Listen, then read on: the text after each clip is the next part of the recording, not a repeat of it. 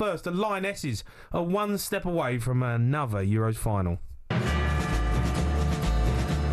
ball for Blackstenius. She's racing into the area. She's clear on goal. It's 2, and are England going to be knocked off their Euros perch tonight? After the 2-0, we finally started playing a bit better. Mead is there, and Jibang! 2-2!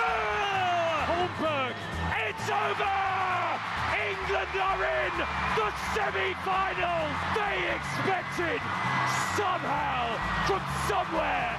The Lionesses have delivered. We play to win. It's another exciting tournament so far, and I hope tomorrow is going to be another exciting game. And I have one hope, is that we win it. That is headed by Girelli, and it's in. Italy have done it. They are heading to the first semi-final since 1997. I feel like they're going to be a little bit feisty, and maybe we have to match that. I hope we will be more on the ball, but we have to be tight on the ball and challenge them. This motto, in Serena we trust. We have to trust her again in the semi-final that she makes the right calls.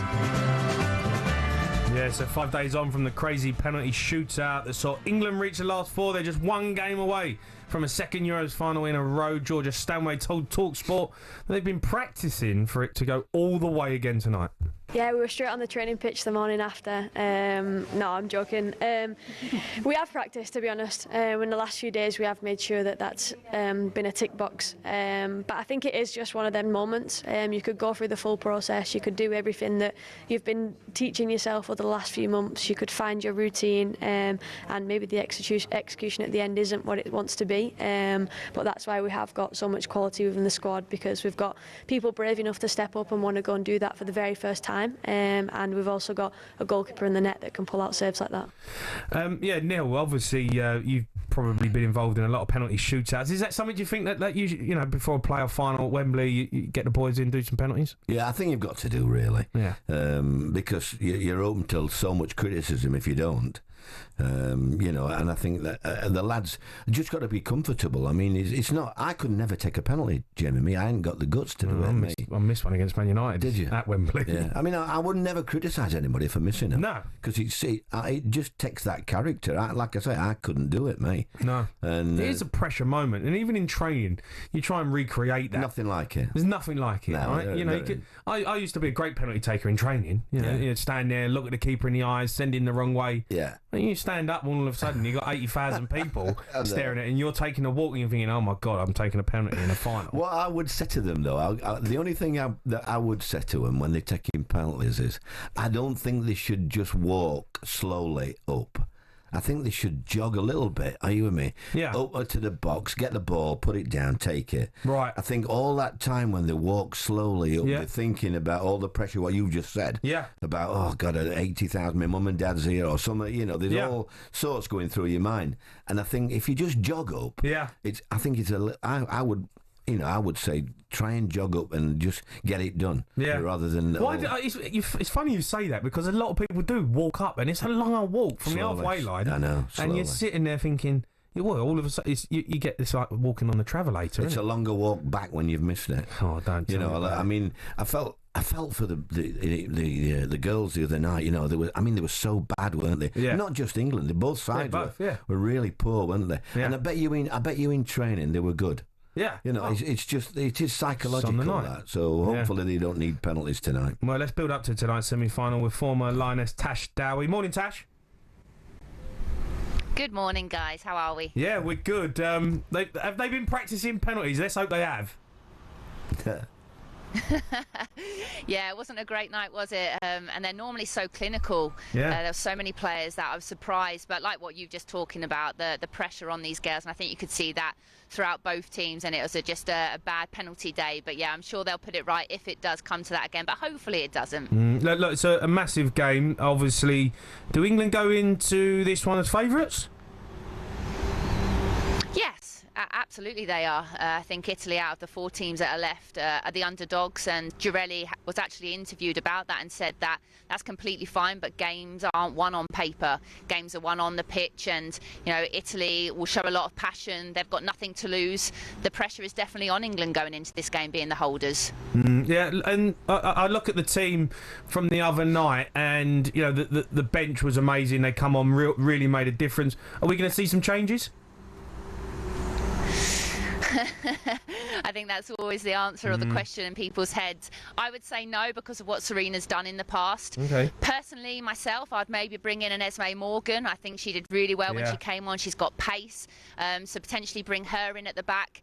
And then I think Hemp, struggling like with regards to was out for 5 months with City. They've been managing her minutes. So Chloe Kelly, the impact that she was on for a minute, had 2 assists within 2 minutes, I think it was. Her delivery was spectacular.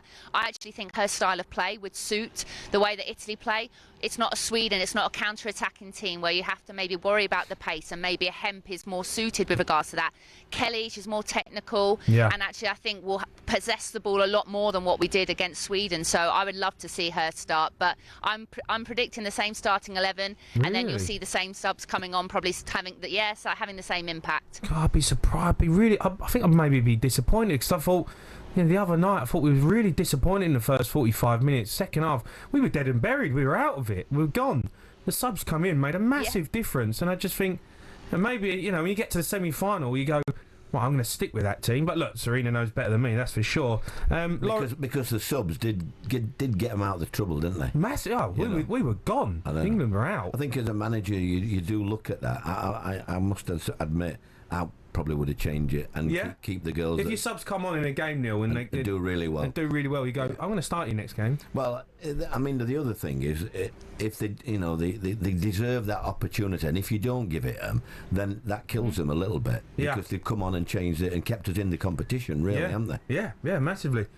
Lauren James, obviously. No, I agree with you. Spot on, guys. Yeah. Lauren James is key as well. I mean, I have to say, I love watching her play football. She's good, isn't she? Pleasure to watch. Yeah. Yeah, she has. She's been special this tournament, and I'm actually more surprised due to the injury leading into the tournament and how much football she had missed. I actually think she's in the best physical condition I've ever seen her in, and she's that Bon Mati for Spain, for England. When you need someone special, she is that world-class player that this England team have. So, yeah, I've said it many a time. She's going to be key. And I think what I was most impressed with her performance last game against Sweden was actually her defensive side. Everyone raves about Lauren James, what she does down the attacking end, scoring goals, assisting. But actually, the work rate that she did off the ball, tracking back, helping her teammates, doubling up, this is what I love to see. And actually, I think if she is going to go on and win that Ballon d'Or that everyone's talking about, she has to bring all of her game together, and I think she's definitely building up to that. Yeah, absolutely. And Tash, just on Jess Carter, look, she didn't have a great game the other night, but she's been a massive part of the squad, but she's been subjected to racist abuse this week. It's just ridiculous, isn't it? All this. Yeah, it's disgusting. It really is. And, the England team have come together and, they've decided not to take the knee and to take a stance to hope change happens. Whether that happens, we'll find out. But I'm just glad the team have stuck together. Jess has been brave enough to come out. I hope, obviously it doesn't affect the team. I hope Jess is okay. It'll be interesting to see whether or not she plays or not tonight, what Serena decides to do there. But I think the most important thing now is they'll want to just get on that pitch and play football. And that's their happy place, isn't it? So hopefully Jess can get back to enjoying her football again and have a big result and make that final. But yeah, I'm glad that she's been brave enough to come out if that's what she feels is the right thing, and that will help her moving forward. Tash, you're a star. Thank you. Yeah. Cheers, guys. Nice to talk to you. Take care. Tash Dowie there, former England striker. A reminder that game is live on talkSPORT. Massive game.